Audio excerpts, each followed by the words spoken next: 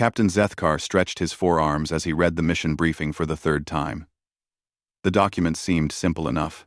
His escort squadron would travel to a small star system called Sol, meet with a newly spacefaring species called Terrans, and bring their diplomatic team back to Council Station for first contact ceremonies. "Another milk run," muttered Commander Rix from the navigation station. The reptilian officer had been complaining about easy assignments all week. Why do they need 12 ships to escort some primitives? Zethkar looked out at his fleet through the bridge's main window. 12 of the Council's finest diplomatic escort vessels hung in space around his flagship. Each ship carried enough firepower to level a small moon. But their mission was peaceful. The Council wanted to make a good impression on these new Terrans. "The files say they only developed faster than light travel 6 months ago," said Science Officer Kelm. Her tentacles danced across her control panel as she pulled up the intelligence report. "Basic fusion drives. Crude navigation systems. They probably have 1 or 2 ships at most." The bridge crew chuckled. They had done this dance hundreds of times before. A new species would stumble into space travel. The Council would detect their first FTL signature, and an escort fleet would arrive to welcome them to galactic civilization. Most species were so amazed by the escort ships that they immediately agreed to whatever the Council offered. "Their planet is called Earth." Kelm continued reading. "Third planet from their star. They fight among themselves a lot. The usual primitive behavior." Zethkar nodded. Fighting was common among young species. They would learn better once they joined the Council and saw how peaceful cooperation worked across the galaxy. The Council had been doing this for over 1,000 years. They knew how to handle newcomers. "Entering Sol system now, Captain," announced the pilot. The 12 escort ships dropped out of hyperspace at the edge of the star system. Zethkar expected to see empty space, with maybe a few crewed ships near the third planet. What he saw instead made him freeze. Hundreds of ships waited for them. The human fleet hung in perfect formation like a metal constellation. Each vessel was larger than Zethkar had expected. Their hulls painted in dark colors that seemed to swallow light. Strange markings covered their sides, scratches, burns, and what looked like tally marks. These ships had seen battle. "Captain," Kelm's voice was barely a whisper. "I'm reading weapon signatures I don't recognize. Energy levels that shouldn't be possible with primitive technology." The comm system crackled to life. A calm human voice spoke in perfect galactic standard, the universal language that took most species years to learn. "Welcome to Sol Space, Captain Zethkar. This is Admiral Sarah Chen of the United Earth Defense Force. We've been expecting you."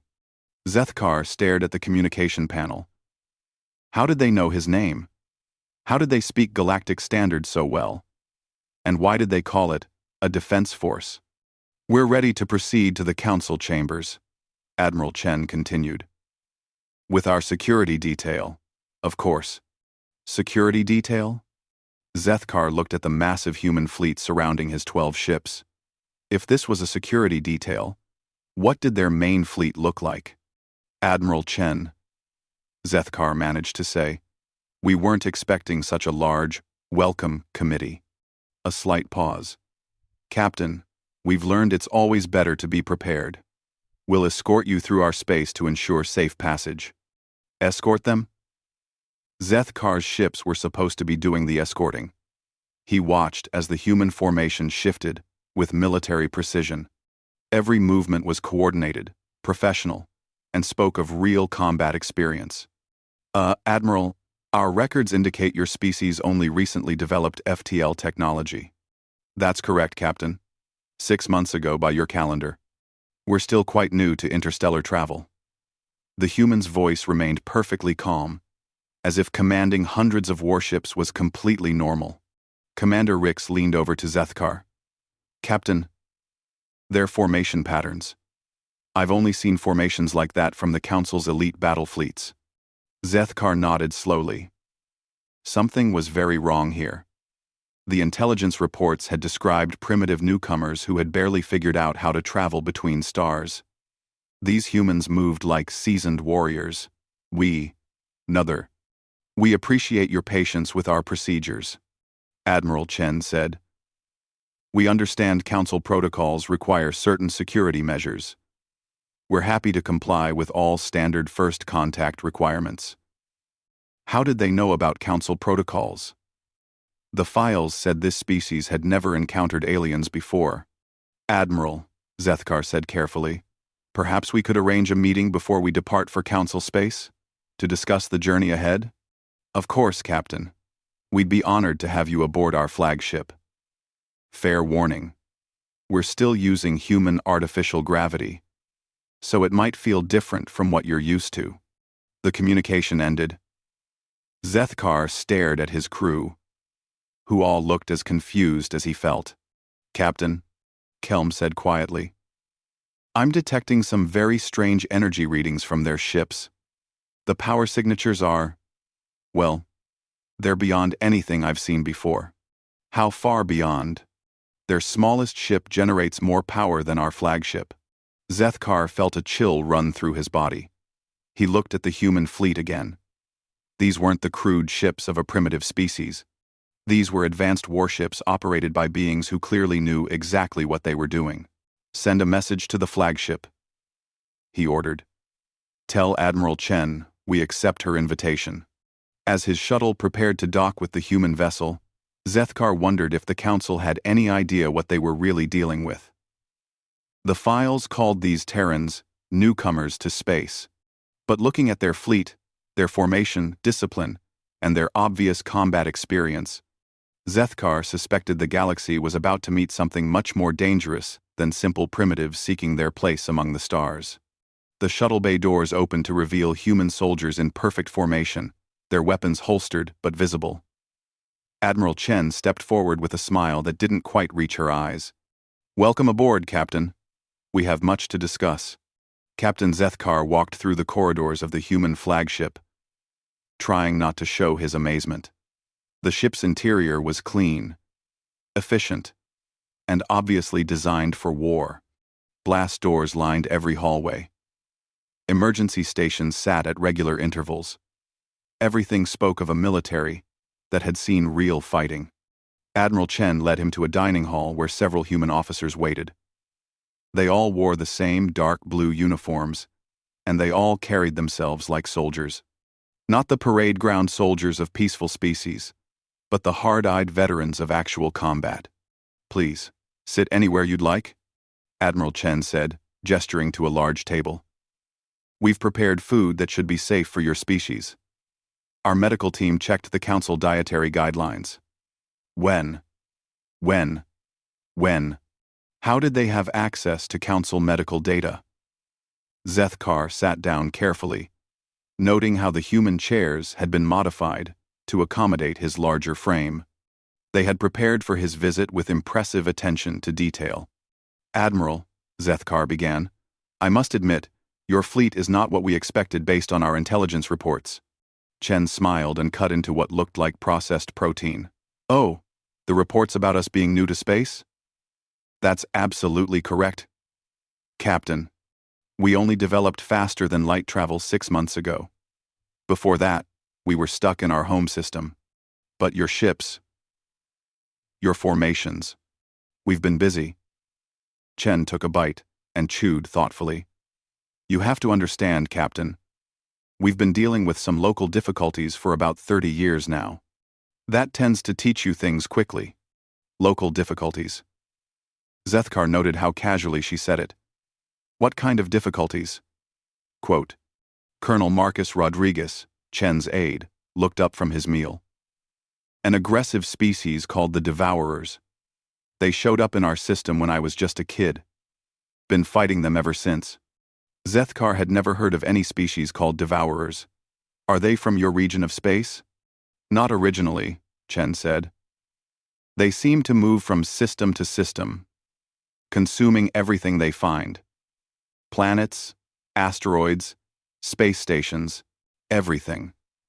They arrived in Sol space about 30 years ago. and tried to do the same thing to Earth. Tried? Zethkar asked. Rodriguez grinned, but it wasn't a pleasant expression. We convinced them to try somewhere else. Chen shot her aide a warning look. What the Colonel means is that we were able to defend ourselves. The conflict lasted quite a while, but we eventually reached a understanding with them. Understanding. Another casual word that somehow felt much more serious than it sounded. How many casualties? Zethkar asked. Military or civilian? Rodriguez asked. Both. Chen and Rodriguez exchanged glances. Total casualties over 30 years of fighting? Chen said. About 4 billion. Zethkar nearly choked on his drink. 4 billion. That was more than the entire population of most species. And you continued fighting? Zethkar. What choice did we have? Chen shrugged. It was fight or die. We chose to fight. The casual way these humans discussed massive casualties disturbed Zethkar. They spoke about losing billions of people the way others might discuss bad weather. No emotion, no drama, just the facts. This devourer species, Zethkar said carefully. Are they still a threat? No, Rodriguez said simply. No? Chen leaned forward. Captain, you have to understand something about humans. When someone threatens our survival, we don't just defend ourselves. We eliminate the threat. Completely. The way she said completely made Zethkar's skin crawl. During the rest of the meal, the humans shared stories about their war. They spoke of battles in asteroid fields, fighting on dead planets, and desperate last stands at space stations. They mentioned casualty figures that would have broken most civilizations, but they discussed these losses like military statistics. What disturbed Zethkar most was how normal they seemed. These weren't savage barbarians or mindless killers. They were polite, professional, and clearly intelligent. They asked thoughtful questions about council procedures and seemed genuinely interested in diplomatic protocols. But underneath their civilized behavior, Zethkar sensed something that made his survival instincts scream warnings. These humans had spent 3 decades fighting for their very existence against an enemy that sounded absolutely terrifying. They had won that fight. But the victory had changed them. Captain, Chen said as the meal ended, I hope you don't mind, but we've taken the liberty of plotting our course to Council space. Our navigation computers have been analyzing Council hyperspace routes, and we think we can shave about 12 hours off the standard journey time. How did they have access to Council navigation data? That's very thoughtful of you, Admiral. We like to be efficient. Time saved is resources saved, and resources mean lives in our experience. As Zethkar prepared to return to his ship, Rodriguez handed him a data pad. Some light reading for the journey, Captain. Basic information about human history, our recent conflict, that sort of thing. Zethkar took the pad and immediately noticed its weight. This seems quite comprehensive. Just the highlights, Rodriguez said with that unsettling grin. The complete files are a bit extensive. Back on his own ship, Zethkar began reading the human files. What he found made him call an emergency meeting with his senior staff. They're not primitives, he announced to his assembled officers.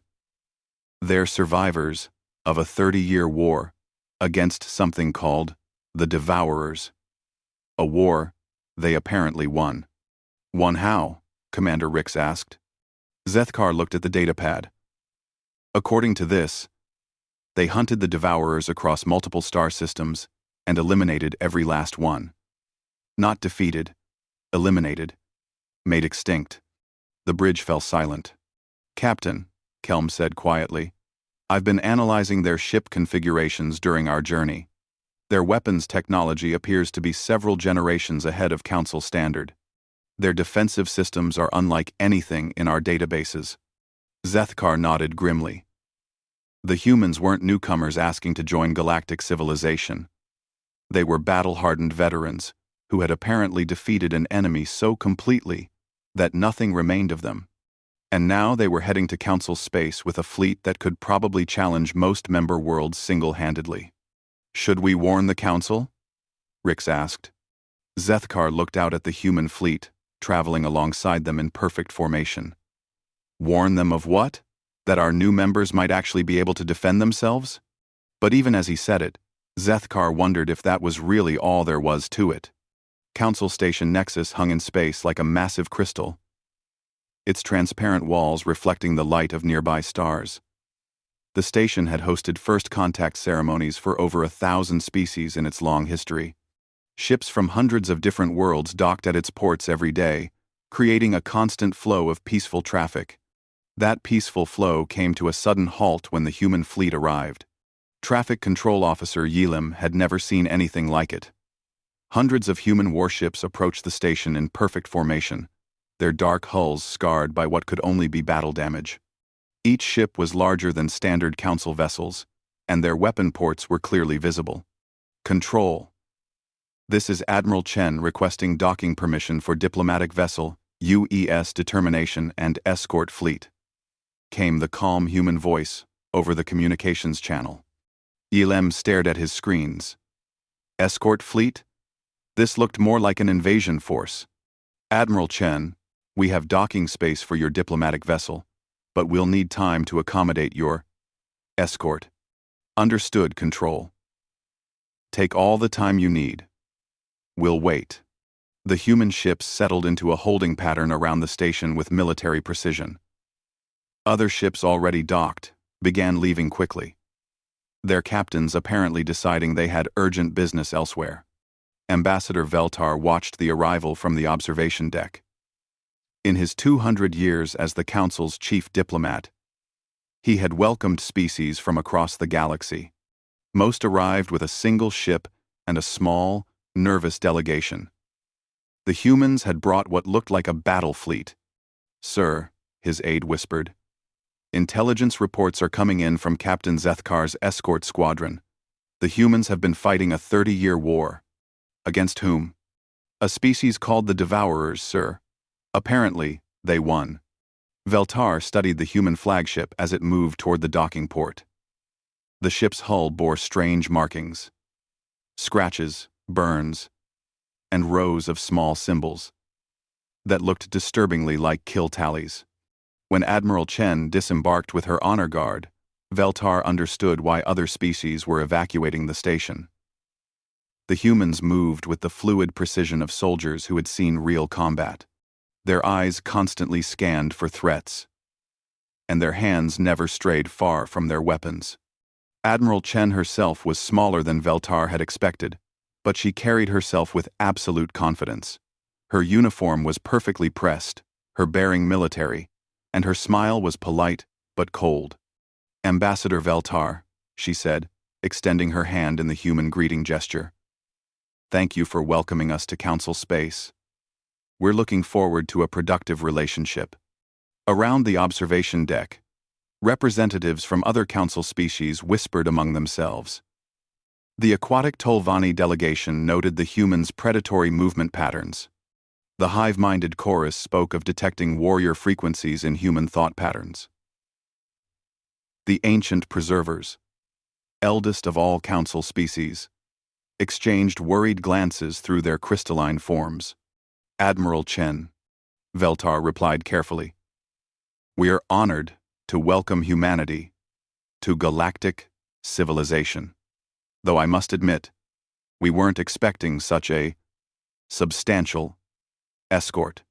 Chen glanced back at her ships through the observation window. Standard security protocols, Ambassador. We've learned that it's better to be prepared. Prepared for what? Veltar wondered, but he didn't ask. The preliminary negotiations took place in Council Chamber 7, a smaller room reserved for initial meetings. Chen sat across from Veltar with two of her officers, while representatives from major Council species observed from the gallery. Humanity's request is simple, Chen began, consulting a datapad. We seek formal recognition as a sovereign species and access to Council trade networks. We're prepared to follow all standard protocols and contribute to galactic peace. All perfectly reasonable. Veltar thought. So why did he feel so nervous? Of course, Admiral. These are standard requests for new council members. However, there are certain requirements. We understand, Chen interrupted gently. Border declarations, military limitations, trade agreements. We've reviewed the council charter quite thoroughly. Again, Veltar wondered how they had access to council documents. Yes. Well, regarding military limitations, there are concerns about your fleet size. Our fleet exists purely for defensive purposes, Chen said. We've had to maintain strong defenses due to external threats in our region. What external threats? Asked Counselor Thren of the Korath Empire. Chen turned to face the warrior species representative. The Devourers, Counselor. Perhaps you've heard of them? The chamber fell silent. Several council members exchanged glances. Veltar felt his blood chill. Admiral, he said slowly, are you saying the Devourers are active in your region? We're active, Chen corrected. The threat has been neutralized. The way she said neutralized carried implications that no one wanted to fully consider. Counselor Thren leaned forward. The Korath were known for their military prowess, and Thren's scarred face showed he had seen many battles. Admiral, the Devourers destroyed 3 civilizations in the Outer Rim. They were considered one of the greatest threats to galactic peace before they disappeared 50 years ago. They didn't disappear, Chen said calmly. They moved into our region of space 30 years ago. We dealt with them. Dealt with them how? Thren demanded. Chen's expression didn't change. Completely. The silence stretched on. Veltar realized that several council species were looking at the humans with new understanding. The Devourers had been a nightmare that haunted the galaxy for centuries. They consumed entire worlds, turned captured populations into biological weapons, and seemed impossible to defeat permanently. If these humans had not just defeated, but eliminated the Devourers entirely. Admiral, Veltar said carefully, when you say the threat has been neutralized, I mean exactly that, Ambassador. The Devourer species no longer exists, anywhere. Colonel Rodriguez, sitting beside Chen, spoke up quietly. We were very thorough. The way he said it made several council members visibly uncomfortable. Admiral, Counselor Thren said, his warrior's instincts clearly aroused. Perhaps you could provide details about your military capabilities? For the Council's records, of course. Chen smiled, and for the first time, Veltar saw something genuinely dangerous in her eyes. Of course, Counselor. We'd be happy to share our tactical assessments, though I should mention, our methods might seem unusual compared to standard Council military doctrine. 1. As Chen began describing how humanity had systematically hunted down and eliminated an enemy that had terrorized the galaxy for centuries, Veltar realized that the Council wasn't welcoming newcomers to galactic civilization. They were meeting the galaxy's newest apex predator, who was asking politely to be recognized. The question was whether that was a good thing or the beginning of something much more dangerous. The Council chamber erupted into chaos as the full implications of Admiral Chen's words sank in. Representatives from dozens of species talked at once, their voices creating a symphony of concern, fear, and amazement that echoed through the Great Hall. Ambassador Veltar banged his ceremonial staff against the floor repeatedly, trying to restore order. Please, Council members, please return to your seats. The Devourers had been extinct for 30 years, and no one in the galaxy had known. The humans had fought a war of extinction against one of history's most dangerous species, and had never asked for help, never sent distress signals, never even announced their victory. The chair recognizes Counselor Thren of the Korath Empire, Veltar announced when the noise finally died down. Thren stood, his scarred face grim. The Korath were the Council's primary military power, a species that respected strength above all else. Admiral Chen, your claims are difficult to believe. The Devourers had adaptive biology, superior numbers, and technology that allowed them to consume entire star systems. Chen remained perfectly calm. Would you like the tactical breakdown? Counselor? Yes. Chen activated a holographic display that filled the center of the chamber. Star maps appeared, showing the progression of a 30-year campaign across multiple systems. Red markers indicated Devourer positions, blue markers showed human forces. The Devourers made 3 critical errors, Chen began. First, they assumed we would fight like other species they had encountered. Second, they believed their adaptive biology made them unbeatable. Third, they thought consuming our outer colonies would demoralize us. The hologram showed human forces retreating from the outer systems as Devourer swarms advanced toward Earth. But instead of random panic, the retreat followed clear patterns. We used their own behavior against them, Chen continued. The Devourers consumed biomass to reproduce and adapt.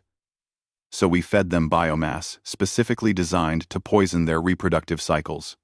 Counselor Vera of the Scientific Archivists leaned forward. You deliberately sacrificed populations? We sacrificed volunteers, Chen corrected. Terminally ill patients, soldiers beyond medical help, elderly citizens who chose to serve. They underwent genetic modification before allowing themselves to be captured.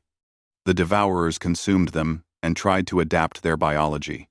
The hologram showed Devourer reproduction rates plummeting across multiple systems. While their birth rates collapsed, Chen continued. We studied their movement patterns and technology.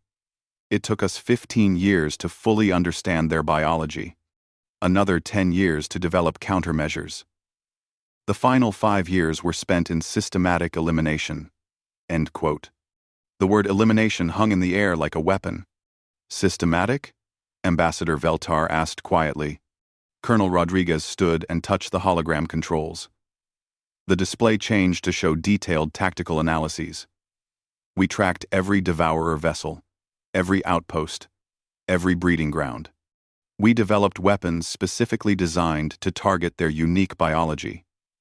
We hunted them across 7 star systems, until we were absolutely certain none remained.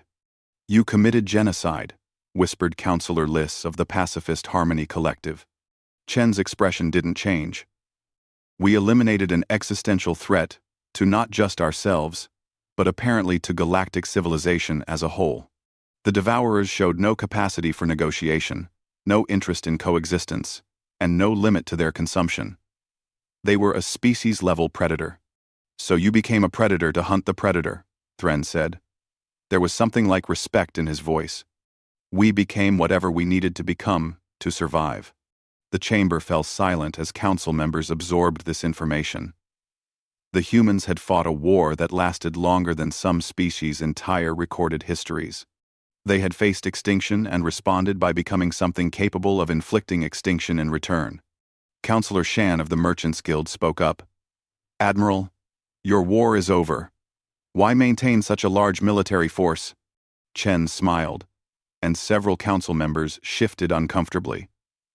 Counselor? The Devourers weren't the only aggressive species in the galaxy. Our surveys have identified at least 12 other potentially hostile civilizations in unexplored regions. We prefer to be prepared. 12 other hostile species.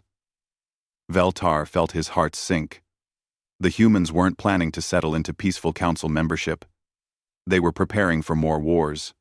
Furthermore, Chen continued, our recent expansion into former Devourer territory has revealed evidence of other threats. The Devourers were apparently fleeing from something even worse. The chamber erupted again. Something worse than the Devourers? The species that had destroyed 3 civilizations and terrorized the galaxy for centuries had been running away? What kind of evidence? Thren demanded. Destroyed Devourer worlds with weapon signatures we don't recognize, Rodriguez answered. Entire systems stripped of matter in ways that don't match Devourer feeding patterns. And deep space monitoring stations recording massive energy signatures from beyond the galactic edge. Chen stood and walked to the center of the chamber. Council members, humanity doesn't seek membership because we need protection. We seek membership because the galaxy needs protection. The threats out there aren't going to stay beyond the rim forever. The implications hit the chamber like a physical force. The humans weren't asking to join galactic civilization as junior members seeking guidance. They were offering to serve as its guardians against threats that could make the Devourers look gentle. The vote on human membership is scheduled for tomorrow, Veltar announced, his voice shaking slightly. Until then, this session is adjourned. As council members filed out in small groups, whispering urgently among themselves, Veltar noticed how they unconsciously avoided walking too close to the human delegation. Admiral Chen and her officers remained at the center of the chamber, calmly reviewing their presentation materials. "Ambassador," Chen called out as Veltar prepared to leave. "Thank you for your patience with our rather unusual situation." "Admiral, may I ask you something?" "Of course. When humanity developed faster than light travel 6 months ago, you immediately contacted the Council. Why?" Chen's smile was perfectly diplomatic, but her eyes held depths that spoke of terrible knowledge. "Because we'd finished mapping the local threats, Ambassador. It was time to see who else was out there." As Veltar left the chamber, he realized that the Council's vote tomorrow wasn't really about whether to accept humanity. The humans had already proven they didn't need Council protection or guidance. The real question was whether the Council was prepared to accept that their peaceful galaxy had just gained a set of guardians who made their survival possible by being willing to do things that no other species could even contemplate. Outside the chamber, reports were already coming in that human construction fleets were establishing defensive positions in former Devourer space, creating a buffer between Council territory and whatever threats lay beyond. Whether the Council voted yes or no tomorrow, humanity was already protecting them. The Council vote was unanimous, not because every species welcomed humanity with open arms, but because none of them dared to vote against the beings who had casually eliminated the galaxy's most feared enemy. Fear, Ambassador Veltar realized, could be just as effective as friendship when it came to politics. By unanimous decision, he announced to the packed chamber, humanity is granted full Council membership with all rights and privileges therein. Admiral Chen stood and bowed slightly. "On behalf of humanity, I thank the Council for this honor. We look forward to a long and productive relationship." The applause was polite but restrained. Most Council members were still processing what they had learned about their newest neighbors.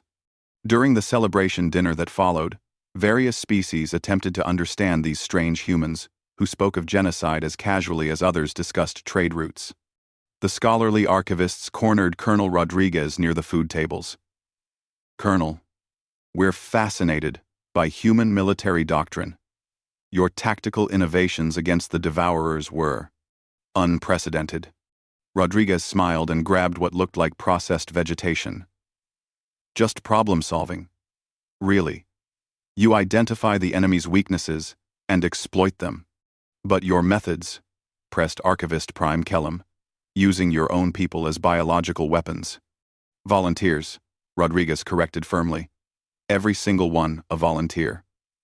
We don't sacrifice anyone who doesn't choose it freely." The distinction seemed important to him, though Kellum wasn't sure he understood why. At another table, the Merchants Guild was already discussing opportunities. "Admiral," Guildmaster Rix was saying, "we're very interested in potential trade arrangements. Our analysts suggest you might have access to Devourer biotechnology?" "Some," Chen admitted. "Though we're selective about what we share. Some technologies are too dangerous for general use. Surely the Council's safety protocols." Chen's smile stopped him mid-sentence. "Guildmaster, we're not concerned about accidents. We're concerned about intentional misuse." The warrior species of the Blade clans offered formal challenges, as was their custom with any new military power. Chen politely declined each one while mentioning that humans preferred decisive engagements rather than ceremonial combat. The way she said it made several Blade clan warriors reconsider their challenges. Captain Zethkar found himself in conversation with Admiral Chen near the observation windows. Outside, Human ships patrolled the edges of Council space with quiet efficiency. "Admiral," he said, "I have to ask. When you first contacted us in Sol space, you seemed to know our protocols, our language, even my name. How?" Chen looked out at the stars. "Captain, we've been monitoring Council communications for about 20 years. We wanted to understand galactic civilization before we made contact." 20 years? But you only developed FTL 6 months ago. "We developed FTL capable of reaching other stars 6 months ago," Chen corrected. "We've had short-range FTL for much longer. That's how we fought the Devourers across multiple systems." Zethkar felt another piece of the puzzle click into place. The humans had been spacefaring for decades, fighting a war that no one else knew existed. They had studied the Council, learned their languages, and understood their politics long before making contact. "So your arrival here was carefully planned, yes. We wanted to approach from a position of strength. And if the Council had rejected your membership?" Chen's reflection in the window showed that cold smile again. "Captain, we would have respected the Council's decision. But the threats beyond the rim don't care about political boundaries. We would have continued protecting this region regardless." That night, reports came in from across Council space. Human exploration fleets were moving into uncharted regions. Their sensor arrays more advanced than anything the Council possessed. Human construction crews were building defensive stations at strategic points, creating a network of early warning systems that covered approaches from the galactic edge. Other reports mentioned human diplomatic teams making contact with non-Council species in border regions, offering protection in exchange for cooperation. 3 weeks later, Ambassador Veltar received a priority message from Human Command. Admiral Chen appeared on the communication screen, her expression grim. "Ambassador, we've detected massive energy signatures approaching from beyond the galactic rim. Analysis suggests a fleet of unknown configuration and hostile intent. Estimated time to Council space: 6 months. Veltar felt his blood chill. "What do you recommend?" "We're already moving defensive assets into position. However, we'll need Council cooperation to coordinate evacuations if necessary." "Evacuations?" "Ambassador, the approaching fleet is larger than the entire Devourer swarm that attacked us 30 years ago. We'll do our best to stop them, but we can't guarantee success." The communication ended, leaving Veltar staring at a blank screen.